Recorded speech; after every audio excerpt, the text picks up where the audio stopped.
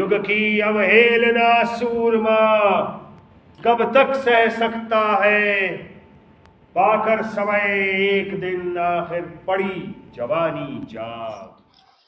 नमस्कार, जबलपुर सफरनामा में आज हम एक नए विषय को लेकर आए हैं और वो नया विषय है जबलपुर में हो रहे नाटकों का मंचन। मैं आपको ये बताना चाहूंगा कि जबलपुर में नवंबर माह नाटकों के मंचन के लिए याद किया जाएगा।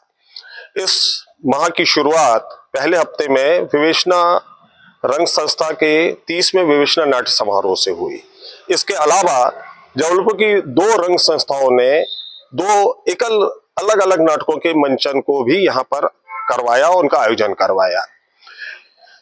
बात हो रही है नाटकों के मंचन की, तो इसके साथ दरअसल हम एक जो महत्वपूर्ण मुद्दा है उसके बारे में भी विस्तार से बात करना चाहेंगे। वो पहला मुद्दा तो ये है, क्या नाटकों के मंचन के नाम पर क्या दर्शकों को स्टैंड अप कॉमेडी दिखाई जा रही है, और दूसरा कि जो नाटकों के मंचन हो रहे हैं उनकी टिकट दर को लेकर आम जनता में कहीं ना कहीं कुछ हमको फीडबैक देखने को मिला है।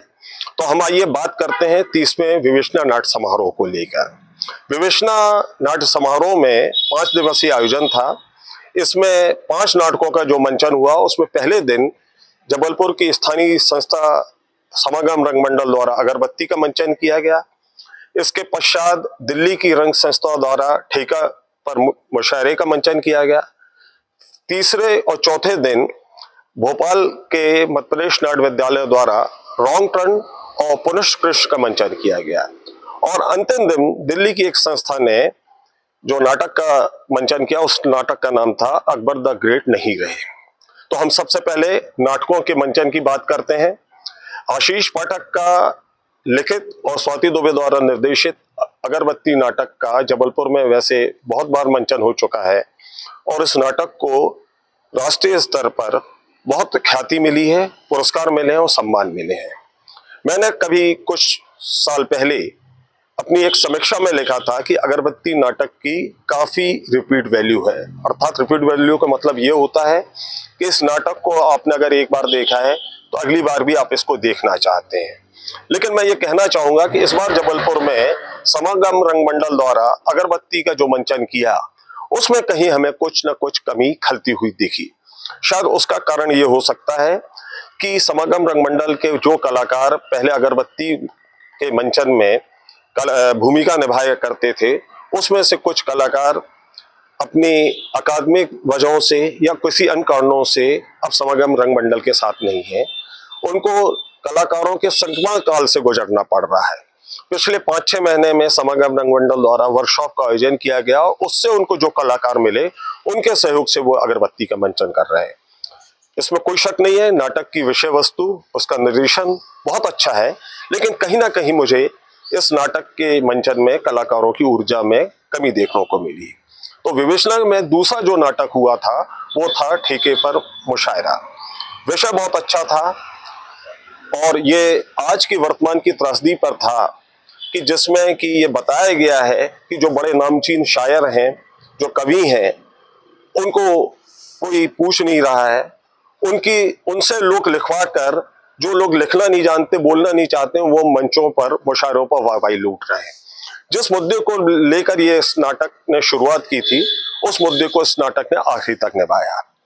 तीसरे दिन मध्य प्रदेश नाट्य विद्यालय द्वारा रॉन्ग टर्न का मंचन किया गया, और मुझे लगता है कि यह नाट्य समारोह की सबसे बड़ी उपलब्धि रही है। रॉन्ग टर्न एक अंग्रेजी नाटक का हिंदी रूपांतरण है। प्रसिद्ध नाट्य निर्देशक रंजीत कपूर ने इसको निर्देशित किया है, और पूरे नाटकों में उनकी निर्देशन की छाप देखने को मिलती है। और सबसे बड़ी बात है कि मध्य प्रदेश नाट्य विद्यालय के जो छात्र हैं, उन्होंने रॉन्ग टर्न को बहुत अच्छे ढंग से मंचित किया है और जबलपुर के दर्शकों का दिल जीता है। इसके पश्चात मध्य प्रदेश नाट्य विद्यालय द्वारा पुनः कृष्ण का मंचन किया गया, और इस नाटक को जो मंचन हुआ है, मैं मानता हूं कि ये किसी न किसी एजेंडा के तहत कृष्ण पर नाटक करने पर आजकल काम किया जा रहा है। उसका अंतर्गत ये मंचन था। कृष्ण की लीलाओं को मंच पर प्रस्तुत किया गया था। विवेचना नाट्य समारोह में अंतिम दिन एक बहुत ही चर्चित और सुर्खियों में आए नाटक अकबर द ग्रेट नहीं रहे का मंचन किया गया। इस नाटक को दर्शकों ने देखा, दर्शकों ने ठहाके लगाए। लेकिन मेरा मानना है, और मेरे साथ जैसे कई जो नाटक के पुराने दर्शक हैं उनका मानना है कि अकबर द ग्रेट नहीं रहे नाटक नहीं बल्कि एक स्टैंडर्ड कॉमेडी ही भर था। इसमें छोटे छोटी चुटकियों को लेकर राजनीतिक घटनाओं और इतिहास को पुरवाया गया था। और सबसे आश्चर्यजनक बात यह है कि नाटक में इतिहास की तहकीकात को गंभीरता से नहीं किया गया था। इसमें जिस ढंग से अकबर का प्रस्तुतिकरण किया गया था उससे आम दर्शकों को तो लगने ये लगा था कि अकबर तो निरक्षर तो थे लेकिन वो चतुर होशियार नहीं थे। उनकी जो छवि हम दर्शकों के सामने निकल कर आ रही थी या जो छवि बन रही थी वो बहुत हास्यास्पद छवि बन रही थी, जो कि नाटक के लिए बहुत ही एक बड़ी कमी इसके लिए चूक मानी जा सकती है। इस संबंध में उसके निर्देशक से जब बात की गई तो उन्होंने बेचारगी के साथ कहा कि वो कुछ नहीं कर सकते, जैसा इसको लेखक ने किया उन्होंने इसका वैसे ही मंच पर प्रस्तुत कर दिया। मैं यहाँ स्पष्ट करना चाहूंगा कि अकबर द ग्रेट नहीं रहे नाटक जो नए दर्शक हैं या सिर्फ जो नाटक देखने के लिए आए हैं, जो सिर्फ मनोरंजन करने के उद्देश्य से इस नाटक को देखने आए थे, उनको तो बहुत अच्छा लगता है। लेकिन ये जो गंभीर दर्शक हैं और जो नाटक देखने वाले पुराने दर्शक हैं उनको इस नाटक ने बहुत गहरे रूप से निराश किया है। नाटक में कोई नाट्य तत्व देखने को नहीं मिले और इसमें छोटी छोटी जो बातें रहती हैं जैसे स्टैंडर्ड कॉमेडी में रहती हैं और उस रूप में बातों को प्रस्तुत किया जाता रहा और इतिहास को भी तोड़ मरोड़ कर प्रस्तुत किया जाता रहा। बताया जाता है कि इस नाटक के मंचन 2008 से तो हो रहा है और इस नाटक के कई मंचन होटलों में किए जाते हैं जहां लोग खाना खाते रहते हैं और मजे और तफरीह लेने के लिए इस नाटक को देखते हैं।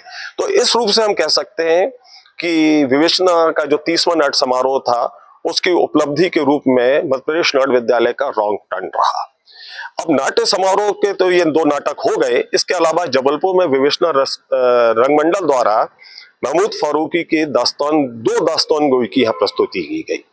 पहली दास्तान गोई राजेश कुमार और राणा प्रताप सेंगर के द्वारा राज कपूर के जीवन पर प्रस्तुत की गई और उसके अगले दिन महमूद फारूकी साहब ने जो दास्तान गोई प्रस्तुत की वो बहुत ही अद्भुत रही। वैसे जो राजेश कुमार और राणा प्रताप की राज कपूर से संबंधित दास्तान गोई थी वो तो अद्भुत थी, लेकिन महमूद फारूकी साहब ने जो दास्तान गोई प्रस्तुत की उसके बारे में कुछ कहना बिल्कुल सूर्य को रोशनी दिखाने के समान है। महमूद फारूकी साहब ने कर्ण के जीवन को दास्तान गोई के माध्यम से प्रस्तुत किया। ये दास्तान गोई इस रूप में महत्वपूर्ण थी कि जहां इसमें हिंदी, उर्दू, फारसी और संस्कृत का 2-4 भाषाओं का हमको मिश्रण देखने को मिलता है। वैसे उस दिन महमूद फारूकी साहब का स्वास्थ्य थोड़ा नरम गरम जरूर था, लेकिन उन्होंने जिस ऊर्जा के लवरेज होकर इसको प्रस्तुत किया वो शुरू से लेकर अंत तक दर्शकों को बांधा रहा। इसके अलावा जबलपुर में नवंबर माह में इत्यादि ग्रुप द्वारा हेमानी शिवपुरी के नाटक को प्रस्तुत किया। हेमानी शिवपुरी ने मन्नू भंडारी की कहानी अकेली को नाट्य रूप में यहाँ प्रस्तुत किया है। तो ये 2 नाट्य तक के साथ यहाँ 5 नाटकों का जो विवेचना नाट्य समारोह में मंचन हुआ। तो इस प्रकार एक कह सकते हैं कि नवंबर महीने में जबलपुर में 7 नाटकों का मंचन हुआ है। अब बात दूसरी जो महत्वपूर्ण बात आती है वो ये आती है कि हम विवेचना नाट्य समारोह की से इस बात की शुरुआत करें कि आयोजकों द्वारा किसी नाटक की चर्चा सुन के, उसकी प्रसिद्धि सुन के, उसकी रिपोर्टिंग सुनकर उन नाटकों का मंचन करने का निश्चय किया जाता है। तो इसी परिप्रेक्ष्य में मुशायरे ठेके पर दिल्ली का नाटक रंग समूह का ये नाटक था और दूसरा नाटक था अकबर द ग्रेट नहीं रहे। इन दोनों नाटकों को जबलपुर आमंत्रित किया गया। जहां तक जैसा कि मैंने पहले बात बोली कि ठेके पर जो मुशायरा नाटक था वो अपनी विषय प्रस्तुति और उसके निर्वाह को लेकर ईमानदारी के साथ प्रस्तुत करता है। वो भावनात्मक नाटक भी है। अंत में उसका बहुत महत्वपूर्ण हो जाता है कि जब जो वाकई में असली शायर रहते हैं उनको एक बदमाश आदमी, एक इवेंट मैनेजमेंट वाला उनको ठग कर उनके पैसे लेकर चले जाता। वो बड़ा मार्मिक प्रसंग था। उस रूप में हम कह सकते हैं वो नाटक कहीं ना कहीं धरातल के रूप में सही था। लेकिन अकबर द ग्रेट नहीं रहे उस नाटक को देखने के बाद ये लगता है कि अब नाटकों में नाटक के मंचन के अलावा नाटक नहीं हो रहे हैं, सिर्फ स्टैंड अप कॉमेडी को ही प्रस्तुत किया जा रहा है, जिसमें इतिहास को तोड़ मरोड़ कर प्रस्तुत किया जाता है। कोई गंभीर तथ्य नहीं रहते हैं और वो अपनी बात कहकर चले जाते हैं। ये इस रूप में मैं मानता हूं कि ये नाटकों के मंचन के लिए एक खतरनाक प्रवृत्ति हो सकती है। नाटकी तत्वों को देखने के लिए आता है, ना कि स्टैंड अप कॉमेडी के लिए सुनने या देखने के लिए आता है। स्टैंड अप जो कॉमेडी रहती है इस प्रकार की, तो वो टेलीविजन में या ओटीटी सीरीज में जरूर देख सकते हैं, उसके लिए उनको प्रेक्षागृह में आने की जरूरत नहीं होती। ये एक खतरनाक प्रवृत्ति उभर रही है। दूसरी खतरनाक प्रवृत्ति इस नवंबर माह में हमको ये देखने को मिली कि दास्तान गोई और इत्यादि नाटक ग्रुप द्वारा आयोजित जो जिस नाटक का मंचन किया गया था उनके तत्वाधान में, वो अकेली नाटक का था। दास्तान गोई के 2 शो किए गए, उन 2 शो की प्रत्येक दिन की टिकट 300 रुपए रखी गई और अकेली नाटक के जो एक ही मंचन हुआ था उसकी एक व्यक्ति की टिकट की दर 500 रुपए रखी गई थी। इस मामले में मैं ये कहना चाहता हूं कि ये भी एक खतरनाक प्रवृत्ति सामने उभर कर आ रही है। जो जबलपुर का दर्शक है वो गंभीर दर्शक माना जाता है, जिसमें युवा भी हैं, प्रौढ़ भी हैं, बुजुर्ग भी हैं। वे अच्छे नाटक देखने के आदी हैं, वे अच्छे नाटक के पारखी हैं, लेकिन एक सीमा तक वो पैसा खर्च करके नाटकों को देख सकते हैं।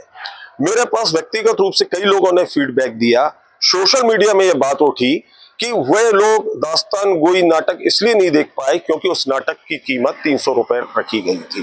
खास तौर से वे विद्यार्थी जो कि अभी अध्ययन कर रहे हैं, कॉलेज में पढ़ रहे हैं, वे नाटक देखना चाहते थे, लेकिन इस रूप में वो नाटक देखने में सक्षम नहीं थे कि उनकी पॉकेट इस बात की मंजूरी नहीं देती थी कि वे 300 रुपए की टिकट ले। इसी प्रकार 500 रुपए की जो टिकट का मामला है, तो मेरे को ये लगता है कि जबलपुर में ये एक नई प्रवृत्ति उभर के आ रही है कि जहां दर्शकों का ख्याल नहीं रखा जा रहा है, वहां पर समाज के उन उच्च वर्ग के लोगों का ख्याल रखा जा रहा है जो कि सेलिब्रिटी को या कॉमेडी टाइप चीजों को देखना ज्यादा पसंद करते हैं। उनके लिए आप टिकट की कीमत कितनी भी रखें, वे नाटक देखने को तैयार है। इस बीच जब हम ये वीडियो बना रहे थे तो मुझे ये जानकारी मिली कि फिल्म इंडस्ट्री के मशहूर कलाकार है वो अब नाटक करना चाहते हैं, जिनका जबलपुर से, इस मध्य प्रदेश से गहरा नाता है। और मुझे उस नाटक का जबलपुर में आयोजन करवाने के इच्छुक एक व्यक्ति ने कहा कि बंबई में उस नाटक की कीमत, उस नाटक की टिकट 45,000 रुपए रखी गई है। तो प्रश्न ये उठता है कि जबलपुर में 45,000 रुपए की टिकट तो नहीं बेची जाएगी, लेकिन कम से कम उसकी जो कीमत रहेगी वो 1 से 2,000 या 2 से 5,000 रुपए रखी जाएगी। तो क्या जो आयोजक है वो सिर्फ आयोजन नाटक, अच्छे उद्देश्यपूर्ण नाटक करवाने के लिए ऐसे आयोजन कर रहे हैं या सिर्फ पैसा कमाने के लिए ऐसे आयोजन करना चाहते हैं? और दूसरा, रंगकर्म के प्रति, रंगमंच के प्रति उनकी कितनी सरोकार है, उनके कितने दायित्व हैं कि वे इस प्रकार के नाटकों का मंचन करवाकर क्या वाहवाही लेना चाहते हैं या सिर्फ पैसा कमाना चाहते हैं? मैं उनसे इस वीडियो के माध्यम से आग्रह करना चाहता हूं कि वे पुराने मूल्यों से जुड़े रहे हैं। मैं बताना चाहूंगा कि विवेचना रंगमंडल के अरुण पांडे, विवेचना को मुझे याद आती है कि विवेचना रंगमंडल के जब नाटकों का मंचन मानस भवन में किया जाता था, उस समय नाटक जब चालू हो जाता था तो अरुण पांडे द्वारा 5 मिनट के बाद दरवाजा खोल दिया जाता था और कहते थे कि जिस व्यक्ति को भी, जो भी व्यक्ति नाटक देखना आना चाहे वो नाटक देखने आ सकता है। तो मुझे याद है कि उस समय कई रिक्शे वाले वहां से गुजरते थे, वो जब आवाज सुनते थे, रोशनी देखते थे, तो वे भी नाटक के एक दर्शक बन जाते थे। तो सही रंगकर्म, मेरा मानना यह है, क्योंकि जबलपुर का जो रंगकर्म है उसका आधार इसी पर टिका है कि इसमें तमाम वर्ग के दर्शक आए, जिसमें रिक्शा वाला भी हो, शिक्षक भी हो, परिवार भी हो, विद्यार्थी भी हो।